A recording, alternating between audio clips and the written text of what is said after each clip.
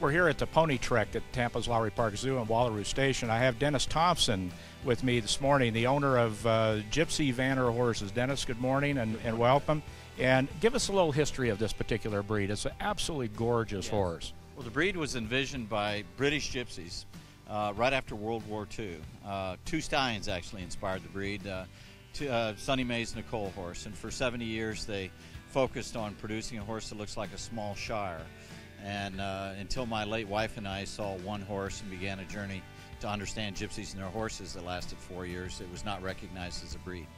So you were the first person to bring this breed into the country, is that correct? Yes, we brought the first 16 Gypsy Vanner horses to America.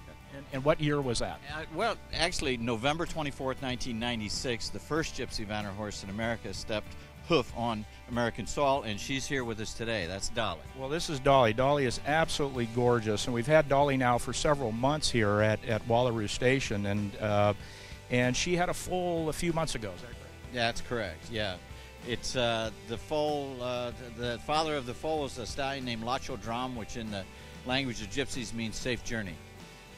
And what was the inspiration for the gypsies to perfect this particular breed? Did they see something they liked, their ability to pull or ride, or what was it? The word vanner in the English Chambers Dictionary means a horse suitable to pull a caravan. The most highly decorated caravan in the world is the English gypsy caravan. So the vision was to create an art form to pull the art form. You know, Dennis has been very generous in allowing us to have these horses here basically on loan so the public can enjoy this breed and have the opportunity to ride it. So you can come to the zoo and ride this. You can ride the Gypsy Vanners here, and I would certainly encourage you to do so. The other part of this program is the importance of this breed as far as its notoriety and the fact that, you know, a horse is a horse, certainly, but this one is a very special horse just in its visual perception. It's beautiful. But then the history behind it and the fact that gypsy connection and so on and so forth. So, Dennis, tell me a little bit about your facility and your ranch. Yeah, I have a 40-acre farm in Ocala, Florida, where we have 40 Gypsy Vanner horses and 20 mammoth mules. So a little unique there.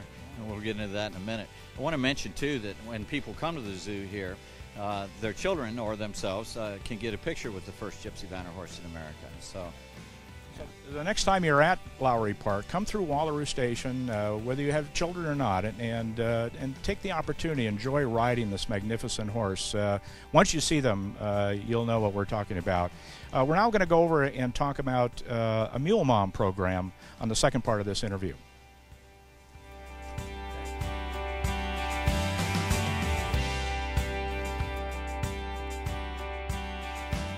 So, Dennis, we're standing now in front of a mule that has a foal next to it, and please tell us what occurred here at Lowry Park for the first time and the program that you have called Mule Moms. Yes.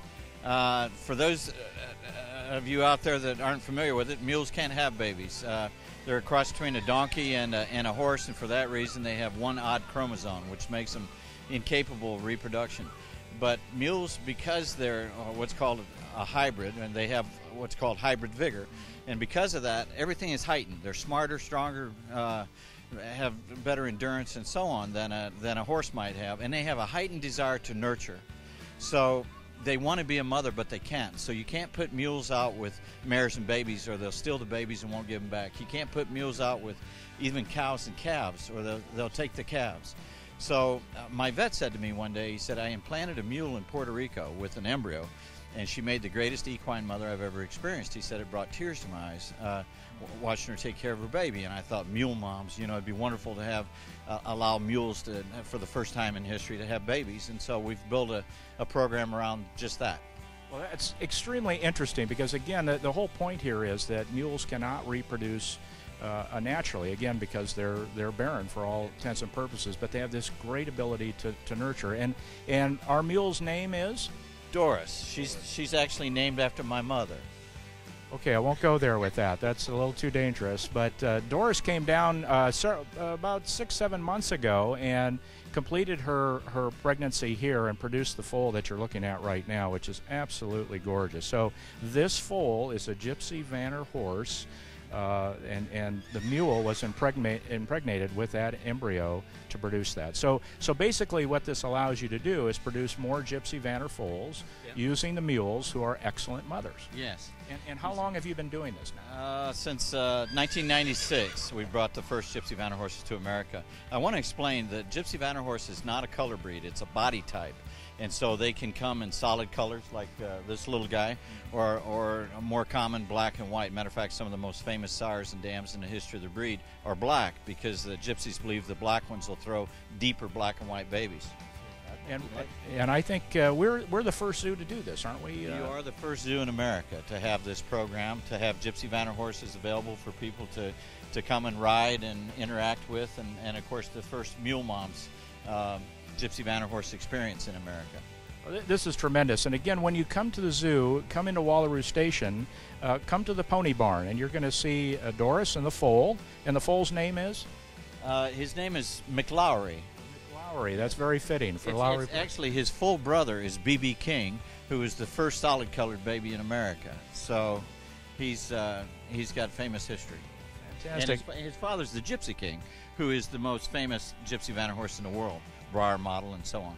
So a lot of history, a lot of very interesting facts here. Now, when you come to the Pony Barn, you're going to see a video that's playing that talks about this program, and then you'll see Doris and the foal there, as well as the Gypsy Vanner horses. So this is a very unique experience. Certainly, we're the only zoo to provide it, and you need to come out and take advantage of this, and not only ride the Gypsy Vanner horses, but see the mule and her baby, which is just a very interesting, unique program.